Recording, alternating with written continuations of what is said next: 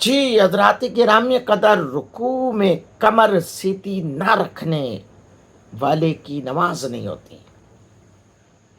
جی ہاں، رکوع میں کمر سیدھی نہ رکھنے والے کی نماز نہیں ہوتی۔ آئیے میں آپ کو احادیث کی روشنی میں بیان کر دیتا ہوں، اور جو ٹھمکے لگاتے ہیں نا وہ ذرا غور کریں۔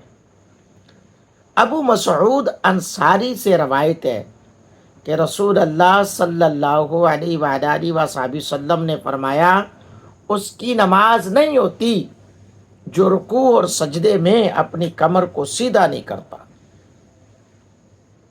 اس باب میں حضرت علی بن شیبان، انس، ابو ہریرہ اور رفاع زرقی سے بھی روایت ہے۔ امام ابو عیسیٰ ترمذی رحمۃ اللہ علیہ فرماتے ہیں کہ حدیث ابو مسعود انصاری حسن اور صحیح ہے۔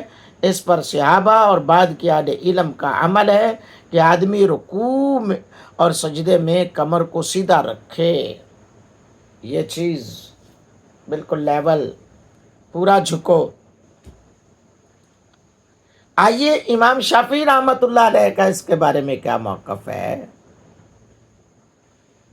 امام شافعی اور اسحاق کہتے ہیں کہ جو آدمی رکوع اور سجدے میں اپنی کمر کو سیدھی نہیں رکھ کرتا، اس کی نماز فاسد ہو جاتی ہے۔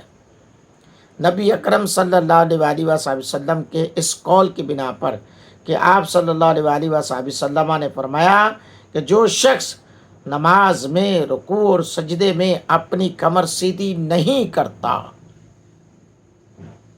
اس کی نماز نہیں ہوتی۔ اور ابو معمرہ کا نام عبداللہ بن سخبرہ ہے، اور ابو مسعود انصاری بدری کا نام عقبہ بن عمر ہے۔ ترمذی شریف کے اندر یہ حدیث موجود ہے، جلد نمبر 1 صفحہ حدیث نمبر 255۔ گرامی قدر، ان حدیث سے ہمیں ثابت ہو رہا ہے، ان حدیث سے ہمیں پتہ چل رہا ہے کہ یہ جو کم جھکتے ہیں، یہ جو تھوڑا جھکتے ہیں، ان کی نماز نہیں ہوتی۔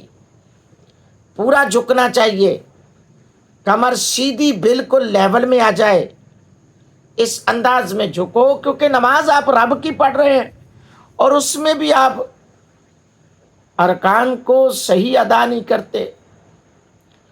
ارکان نماز کو صحیح ادا نہ کرنا نماز کو درست طریقے سے نہ ادا کرنے کے مترادف ہے۔ اس لیے محمدی نماز والے بن جاؤ اور نماز میں خشوع و خضوع پیدا کرو۔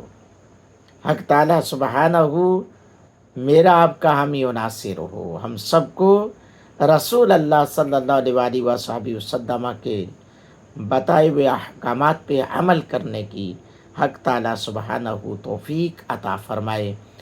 اللہ تعالیٰ حضور کی عظمت کا صدقہ ہم سب کا حامی و ناصر ہو۔ چینل کو فالو سبسکرائب کرنا مت بھولیں، ویڈیو کو لائک شیئر کرنا مت بھولیں۔ جزاک اللہ خیرہ۔